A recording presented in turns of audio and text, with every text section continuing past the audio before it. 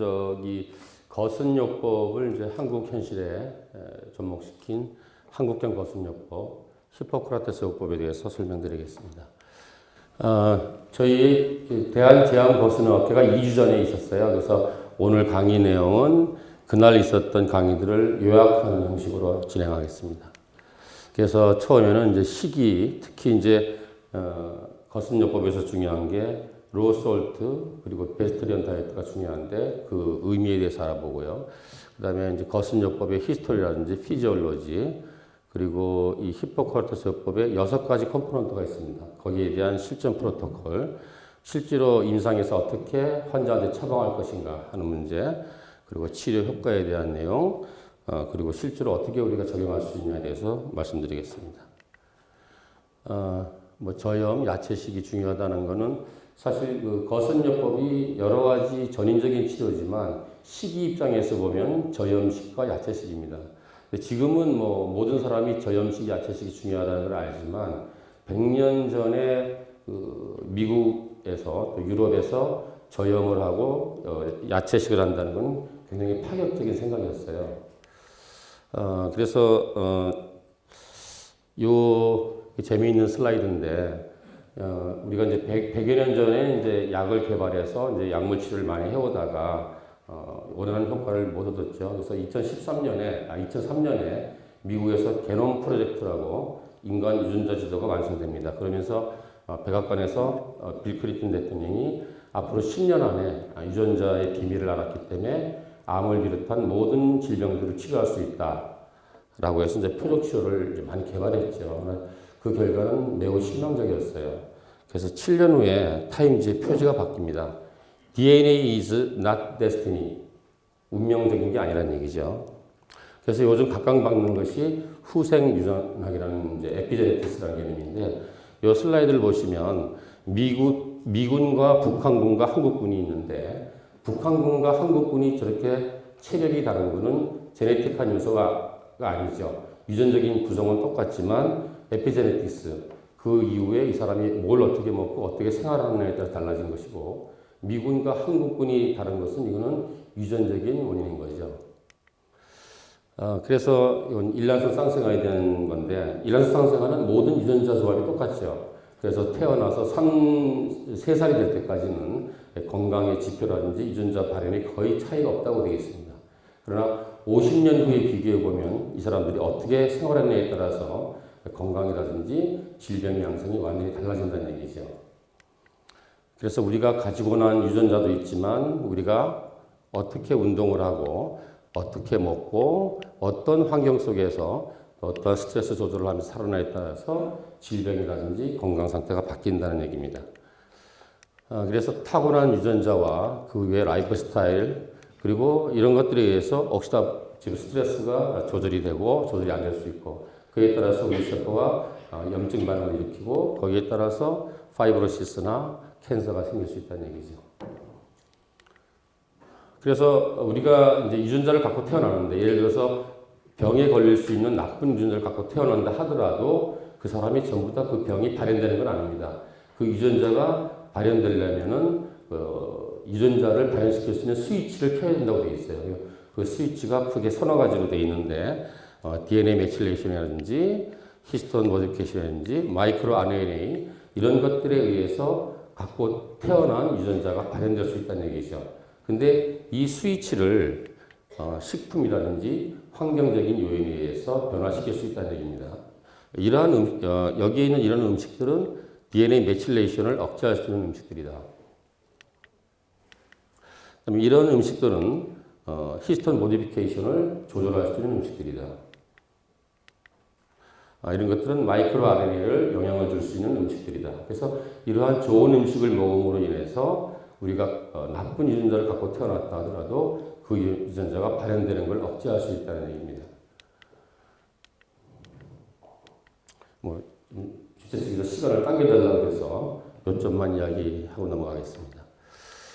그래서 식품에 대한 이제 평가는 많이 달라졌죠. 예전에는 그야말로 살아남기 위해서 이제 먹었던 거죠. 그러다가 산업혁명이 되고 경제적인 여건이 좋아지면서 이제 음식이 풍부하게 되니까 맛있는 것만 먹게 된 거죠. 그래서 이런 맛있는 걸 먹다 보니까 성인병에 걸리는 거고. 그래서 이제 현재는 음식이라는 것은 우리의 건강을 지키는 약과 같은 존재다라고 생각을 합니다.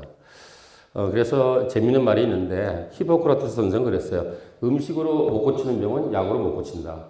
더 재미있는 말이 신은 인간한테 먹을 것을 줬는데 악마는 인간한테 요리사를 줬다는 얘기죠. 그래서 로우푸스의 중요성을 강조하는 얘기고, 그래서 음식이 약이고 우리의 주방이 간호사실이고 냉장고는 약장이다. 그래서 채식도 여러 가지 단계가 있죠. 그 규제하는 거에 따라서 배간 그러면 모든 육류라든지 가금류, 또 어패류, 달걀, 유제품을 전체 다 먹는 겁니다. 그리고 어느 정도 허용하나에 따라서 다양한 채식의 강도가 결정됩니다. 그래서 거슴요법 말고도 요즘 각광받고 있는 것이 지중해식이라고 되어 있죠. 뭐 그리스라든지 이런 데 보면 무병 장수하는 사람들이 많기 때문에 여기서도 보면은 매일 먹어야 될 것은 통곡류, 야채, 과일 뭐 이런 것들이죠. 그리고 일주일에 한 번씩 먹으라는 게 이제 어류, 뭐 해산물, 뭐 닭고기 뭐 이런 것들. 그리고 이 레드미트는 한 달에 한 번 정도 먹으라고 되어 있죠. 그래서 이렇게 지중해식을 하게 되면은 특히 카디오바스쿨라 쪽으로 상당히 좋은 지표가 바뀐다. 이런 논문들이 많습니다. 또 미국에서 많이 하고 있는 데이시 다이어트를 보더라도 역시 통곡류라든지 야채, 과일은 많이 먹고 육류는 줄여라는 얘기죠. 여기서도 이제 뭐 논문들을 보면은 주로 이제 고혈압이라든지 당뇨의 상당한 개선을 시킬 수 있다. 이거는 채식을 어느 정도로 강하게 하느냐에 따라서 비만과 당뇨에 영향을 미친다는 얘기죠. 그래서 완전한 비건으로 갈수록 BMI 수치, 즉 비만도가 떨어지고 당뇨의 발현이 떨어진다는 얘기입니다. 그래서 이 채식 위주의 식이를 하는 것이 우리의 건강에 상당히 중요하다는 얘기입니다. 그래서 그러나 우리가 채식을 할 때는 이러한 영양소들은 풍부하지만 이러한 영양소들은 부족한 게 있기 때문에 우리 의료인들이 환자한테 채식을 처방할 때는 이런 부분에 대해서 조절을 해줘야 되겠죠. 그 다음에 이제 육식이 나쁜 점에 대한 뭐 논문들은 상당히 많은데 여기 보면은 얼마 전에도 뭐 매스컴에서 크게 떠들었지만 이 가공육들은 1급 발암물질로 되어 있습니다. 그리고 레드미트는 2급 발암물질로 되어 있습니다. 여기 보면 이제 그 육식을 많이 하게 되면 뭐 글라이오마의 발현율이 높아진다. 또 이 심장 질환이 높아진다. 당뇨가 많아진다. 또 이 뇌졸중의 위험이 높아진다. 뭐 이런 논문들이 굉장히 많습니다. 그리고 이제 소고기를 보면은 우리 이제 이걸가 sarcopenia라고 하는데 지방만 모여 있는 것보다 근육 안에 지방이 박혀 있는 것이 더 위험하다는 얘기죠. 근데 우리는 이제 소고기 살 때 마블링이라고 그래가지고 근육에 지방이 많은 거일수록 맛이 있고 비싸게 사 먹는 거죠. 그래서 이 sarcopenia라는 개념이 있는데 뭐 남녀 공이 전체적으로 비만한 거 하고 또 비만과 또 관계없이 근육 안에 지방이 많이 낀 거하고 두 가지가 복합된 거를 봤을 때 메타볼릭 신드롬들 대사증후군이 어떻게 되느냐 보면은 비만한 사람 또 이거는 비만한 사람이죠. 비만하지 않지만 sarcopenic이 있는 사람 이거는 sarcopenic 없지만 비만한 사람 이건 둘 다 없는 사람. 그래서 결국은 비만하지 않은 것도 중요하지만 근육 속에 지방이 없는 게 중요하다라는 개념입니다. 그래서 결국 인간은 잡식동물이지만 채식을 위주로 하고 적당한 육식을 해야 되는데 적당한 육식이라는 게 참 쉽지 않다는 얘기죠. 또 하나는 좀 전에 말씀하신 것처럼 특히 이게 요즘 이제 축산물들이 굉장히 이제 예전과 다르게 방목하지 않지 않습니까? 그래서 인위적으로 키운 그런 축산물들이 굉장히 위험하다는 얘기입니다. 논문을 보면은 유방암 환자인데 이 철저한 채식을 하고 규칙적인 운동을 꾸준히 두 가지를 동시에 한 사람과 둘 중에 뭐 하나만 한 사람을 비교해 봤을 때 이거는 그게 아니고 이제 비만도와 유방암 환자의 사망률과 원격 전이를 본 겁니다. 그래서 비만한 사람은 그렇지 않은 사람에 비해서 30년 후에 유방암으로 인한 사망률이 현저하게 증가된다는 논문이고요. 밑에는 비만한 사람은 그렇지 않은 유방암 환자에 비해서 10년 후에 원격 전이가 될 가능성이 거의 46%까지 높아진다는 논문입니다. 그래서 구글에 만약에 이제 뭐 브레스트 캔서, 콜론 캔서, 아니면 DM, 하이퍼텐션 이런 걸 치고 서바이벌이라는 단어를 치게 되면 여기에 대한 논문이 엄청나게 많습니다. 그 대부분의 메타 분석한 결과는 뭐냐면은 채식이지와의 식생활과 규칙적인 운동 두 가지를 동시에 할 때만 모든 리스크 팩터가 줄어든다는 그런 결론입니다. 이건 제시에 실린 논문인데 여기 보면은 이제 이 유방암 환자에 있어서 서바이벌이 철저한 채식과 규칙적인 운동 두 가지를 동시에 했을 때만 서바이벌이 늘어나지 둘 중에 하나만 했을 때는 안 하는 것과 똑같다. 이런 논문입니다. 또 3년 후 2010년에 나온 걸 보면은 마찬가지로 하이 베지털 푸드하고 하이 피지컬 액티비티를 한 사람이 어떤 상황에서도 더 이 모텔리티가 떨어지는데 특히 이 노란게 비만한 사람인데 비만한 사람 원래 비만한 사람일 때가 더 효과적이다 이런 얘기입니다. 이거는 이제 유방암 환자에서 호르몬 리셉터가 있냐 없냐에 따라서 비교한 건데 채식 위주의 확실한 식생활과 규칙적인 운동을 한 사람 중에서도 호르몬 수용체가 양성인 사람이 훨씬 더 모텔리티가 낮다라는 논문입니다. 그 다음에 이제 저염식인데 소금이 우리 인체에 어떤 해악을 미치느냐. 여기서 말하는 소금의 개념은 뭐냐면 무염식이 아닙니다. 소듐은 우리 인체에 굉장히 중요한 전해질이기 때문에 없으면 안 되죠. 그래서 인체의 조절에 필요한 소듐은 이미 식재료 안에 충분히 있는데 추가해서 더 먹지 말라는 개념이지 소금을 아예 먹지 말라는 얘기는 아닙니다. 그래서 2012년도에 조선일보에서 보면은 6개월간 소금과의 전쟁이라는 시리즈가 있었어요.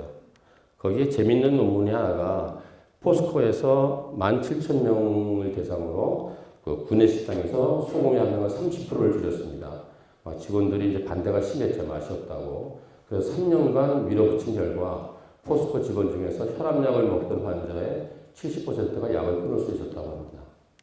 이 논문은 이제 현대백화점에서 27,000명의 직원을 상대로 했는데 소금의 함량을 갑자기 낮추니까 너무 저항이 센 거예요. 음식이 맛이 없다고. 그래서 서서히 6개월에 걸쳐서 40%까지 줄여니까 모든 사람이 적응하더라는 얘기죠. 그래서 노력하면 할 수 있다는 얘기입니다. 입맛을 바꾸는 것은. 이거는 이제 작년 연말에 이제 난 기사인데 앞으로 뉴욕에 있는 모든 레스토랑에서는 테이블 소스를 다 없애기로 했답니다. 법적으로. 그리고 이 주문한 음식 안에 소금 함량이 기준치 이상 2.3g 이상 들어가 있으면은 담배에 경고문을 붙이듯이 이 음식은 소금이 많아서 심장질환이나 뇌혈관 질환이 있을 수 있습니다라고 붙이게 되어 있다고 합니다. 그래서 이제 거슴요법은 이런 저염 야채식을 기준으로 해서 해독과 면역을 하는 치료법인데 이분이 이제 막스 거슬이라는 독일 의사입니다. 그래서 100여 년 전에 자신의 그 편두통을 치료하기 위해서 만든 방법이 거슴요법이고요. 그래서 이제 편두통을 치료하다가 슈바이처 박사의 폐결핵과 또 박사 독일의 폐결핵과 슈바이처 박사의 당뇨를 이 거슴요법으로 완치시키죠. 그래서 이분이 이제 뉴욕으로 건너가서 결핵센터를 만듭니다. 그래서 많은 미국의 결핵 환자를 치료하는 도중에 결핵이 있으면서 암이 같이 있는 사람이 치료가 되는 걸 보고 암으로까지 치료 경험을 높이게 됩니다.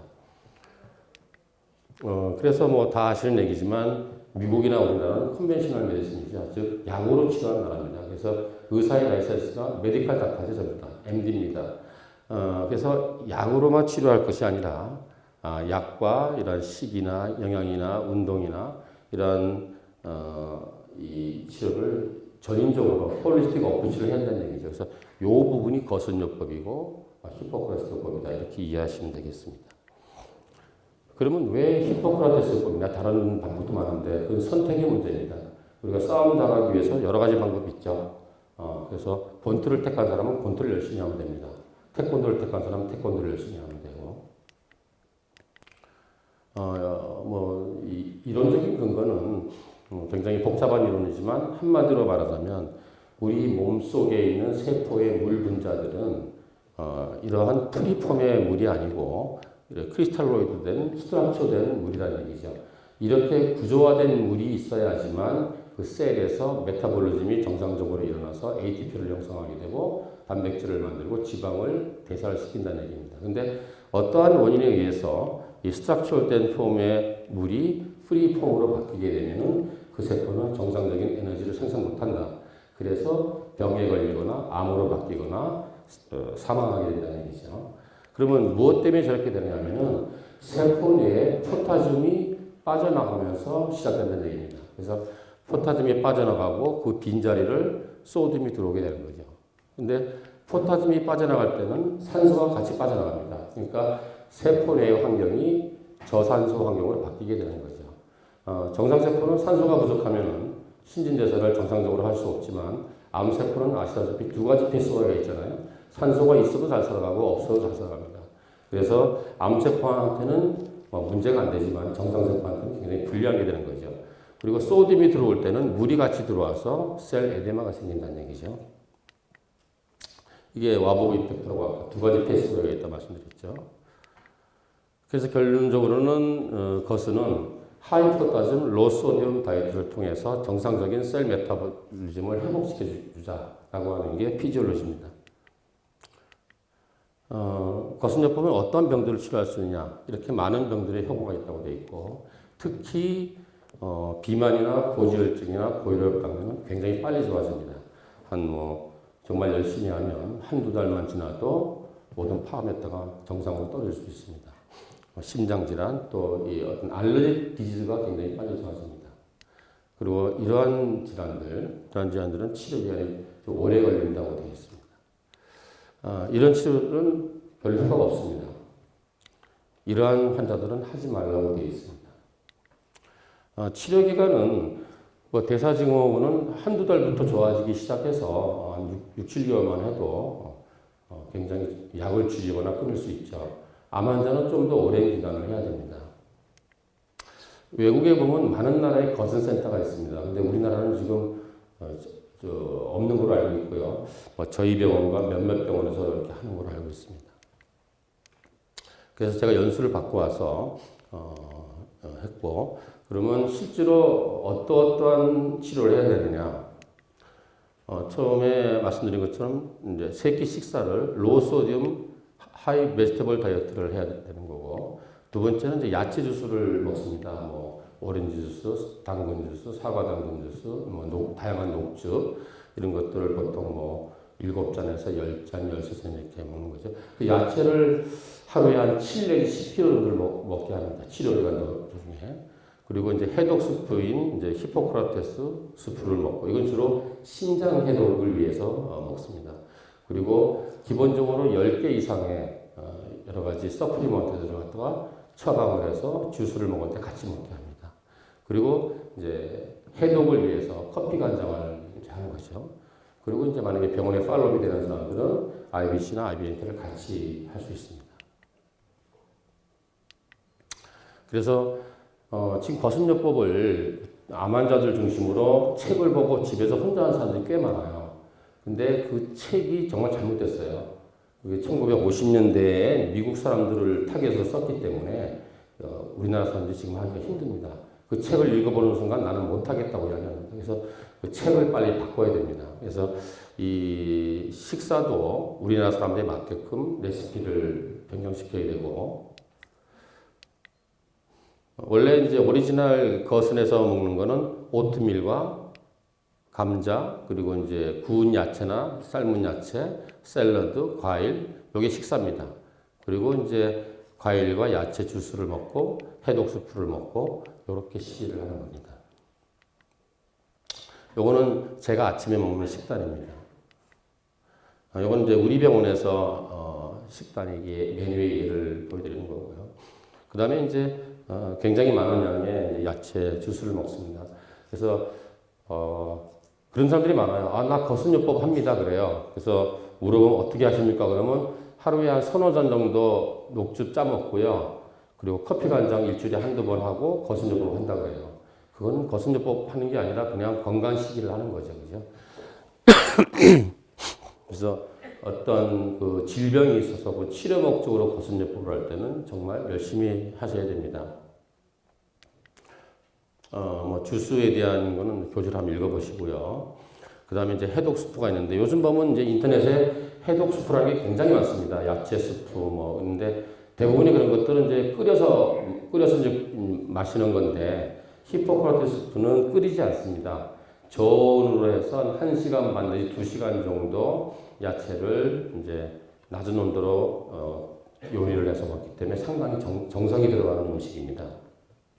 그 다음에 이제 환자들이 힘들어하는 것 중에 하나가 이 외국 인터넷 사이트를 보고 스스로 이렇게 구입을 해서 먹어요. 그러니까 번거롭기도 하고 용량도 맞출 수가 없고 이런 힘든 점이 상당히 많았습니다. 그래서 이게 이제 환자들이 이제 스스로 이렇게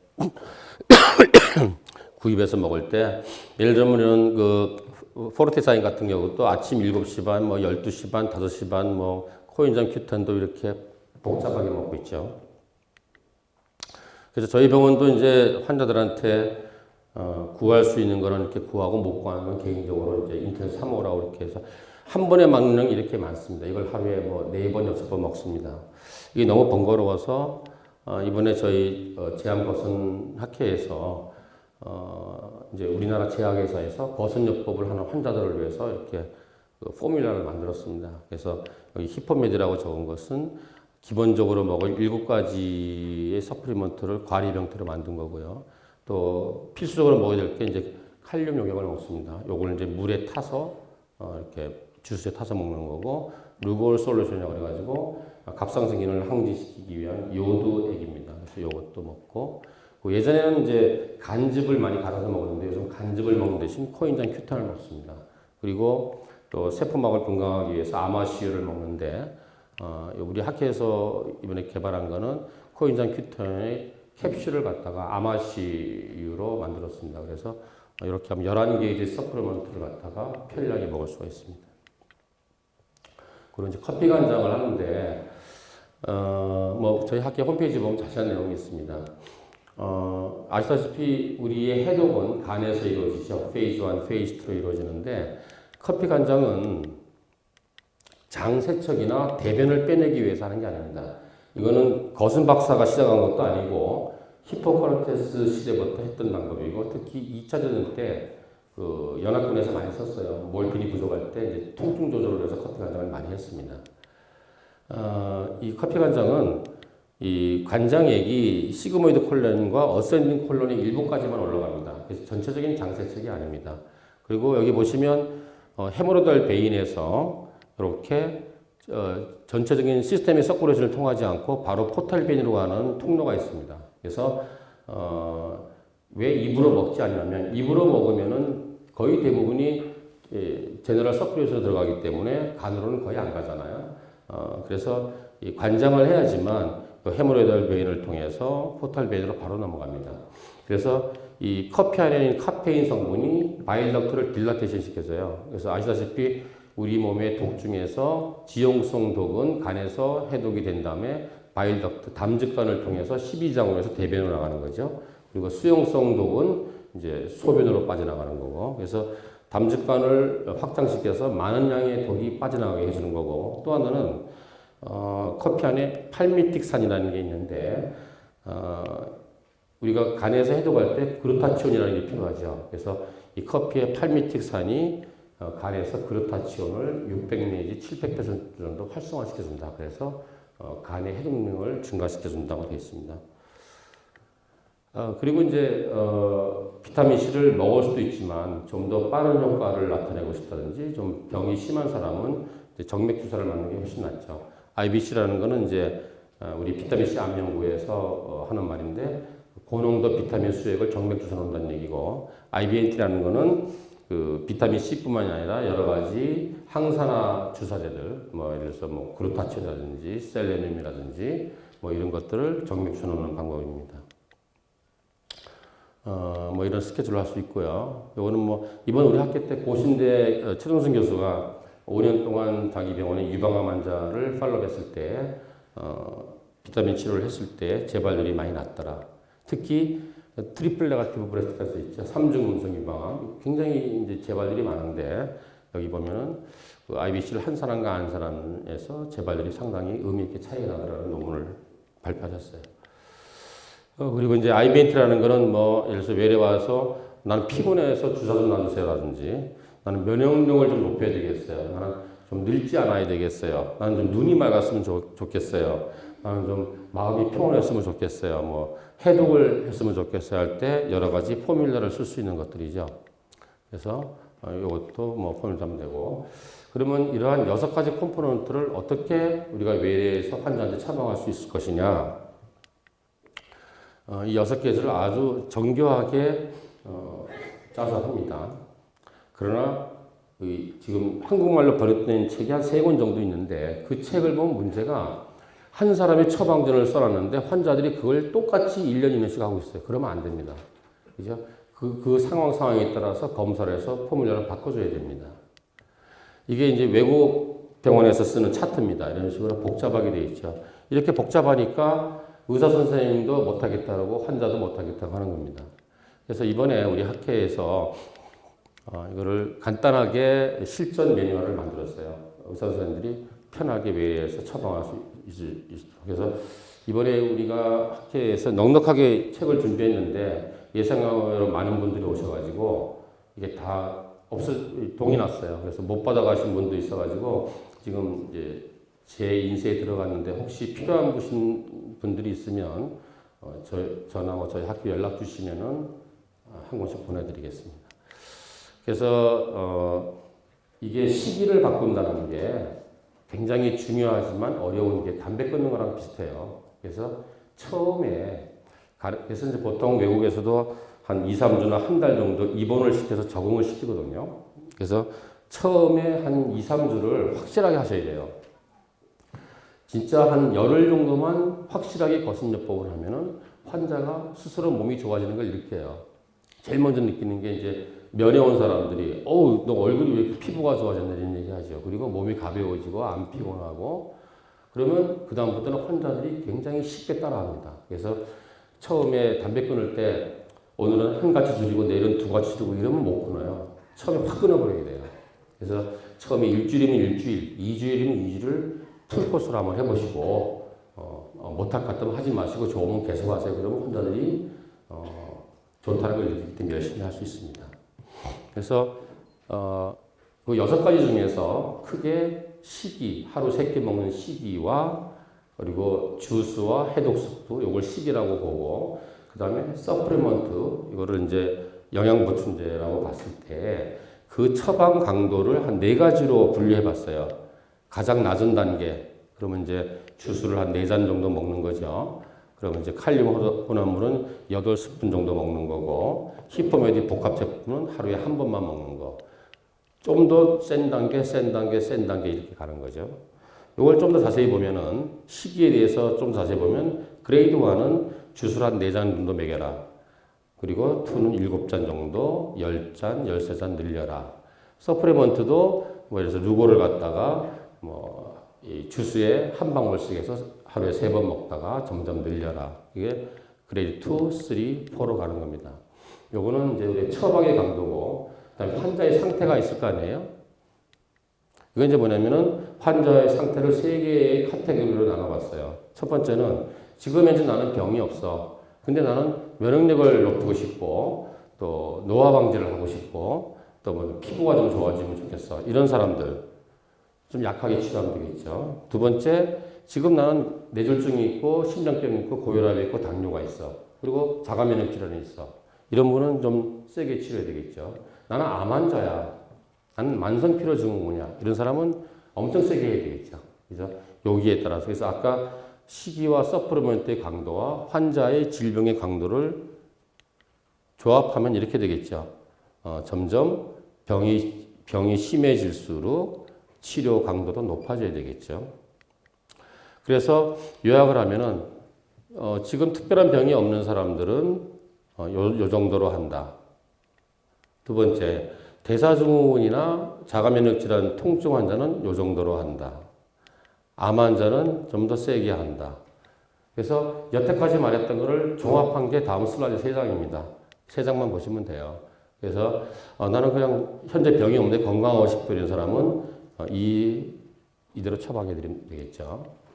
그 다음에 나는 당뇨 환자인데 당뇨를 하고 싶어. 그러면 이렇게 처방하면 되겠죠. 나는 암 환자인데 한번 식이요법으로 해보고 싶어. 그러면 이렇게 해볼 수 있습니다. 그래서 이렇게 차트를 만들어서 진행하실 수 있고요.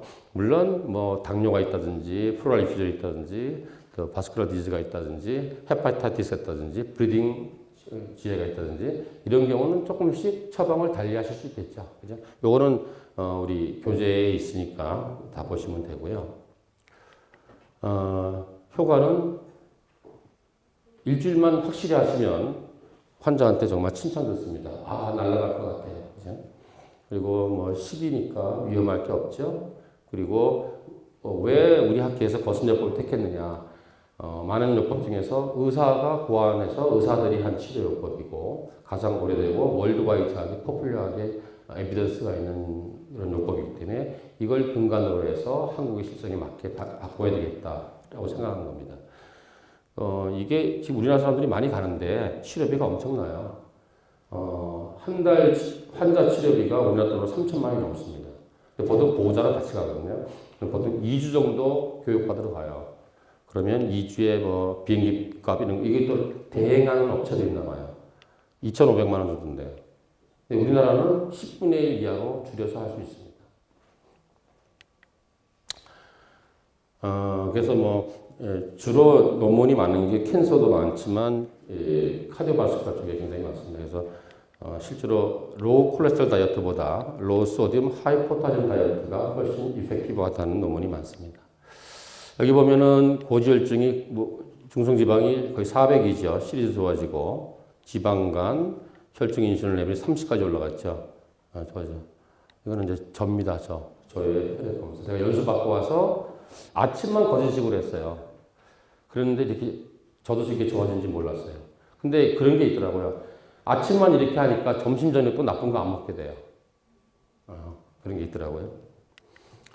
아까 왜 인디케이션에 보면은 유방암 자체는 거슴요법이 잘 듣습니다. 하지만 이렇게 인펙트 브레스트 캔서는 잘 안 들어요. 이렇게 유방암 환자들 수술 안 하고 버티는 사람 꽤 많습니다. 그죠? 2년 정도 되면 이렇게 썩어서 옵니다. 근데 이분이 한 달 반 정도 진짜 열심히 했어요. 그래서 인펙션이 거의 다 좋아졌습니다. 이분은 요전 학회 때 우리 학교에 와서 간증하신 분인데 담도암 환자예요. 아시다시피 담도암은 항암제가 아직 없잖아요. 그리고 RT를 못하는 부위이기 때문에 수술밖에 없어요. 그래서 수술하고 1년 후에 롱메타가 갔는데 결국 뭐 이것저것 하다가 한 2년 전부터 거선을 지금까지 하고 계십니다. 근데 지금까지 모든 랩이라든지 티모 마커가 다 정상입니다. 제너럴 컨디션 정상이고 이분은 정말 열심히 하시는 분입니다. 이분은 처음에 스테이지 3B인 줄 알았는데 한 달 후에 항암할 때 보니까 이미 메타가 갔어요. 처음부터 스테이지 4였죠. 근데 그래서 항암을 하는데 팔로우 할수록 계속 나빠지는 거예요. 그래서 이분이 한 1년 반쯤 전에 항암을 포기하고 이제 미국에 가서 이제 열심히 하겠다고 연수를 몇 번 갔다 오신 분이에요. 지금 이제 왔는데 이분은 전신 상태는 굉장히 좋아졌는데 티모 마커가 자꾸 올라가고 있어요. 뭔가 지금 진행되고 있던 일이죠. 그래서 저는 이제 암병원을 하고 있으니까 대부분 암 환자인데 전부 다 말기암 환자가 와요. 주로 하루에 먹는 양이 숟가락으로 2숟갈도 안 되는 사람이 거슴요법을 하고 온다니까 할 수가 없어요. 그래서 사실은 이제 여러분들 같은 경우는 대사증후군 환자를부터 시작해 보세요. 확실히 효과가 있을 겁니다. 암 환자도 초기 환자들. 이제 집에서 환자들이 이렇게 열심히 합니다. 이건 이제 외국 병원에 가면은 이제 이렇게 처방을 내서 이제 연수 갔다 온다면은 한 달에 한 번씩 우리나라에서 피검사에서 이메일로 보내면 외국 병원에서 이메일로 처방을 보내줘요. 근데 이제 우리 학회가 생겼기 때문에 이제 우리 학회에서 이렇게 하면 되겠죠. 그래서 이렇게 오래된 거를 우리나라에 맞게 바꿔야 된다. 그리고 편하게 할 수 있게 해야 된다라고 해서 우리나라에 맞게 그리고 IBC를 전국적으로 하듯이 전국적으로 통일된 치료법으로 많은 병원에서 같이 해야 되겠다. 그리고 편하게 할 수 있게끔 재료를 공급해야 되겠다. 그래서 2년 전에 원래 전국에 한 10개 병원만 우리 병원 같이 하려고 이제 스타디 그룹을 만들었는데 한 4, 50분이 같이 공부하자 그래가지고 세미나가 됐어요. 5번을 세미나를 한 다음에 기왕이 이렇게 됐으니까 학회를 만들어서 전국적으로 하자. 그래서 작년에 학회를 만들었습니다. 그래서 보시면 지금 이 비타민,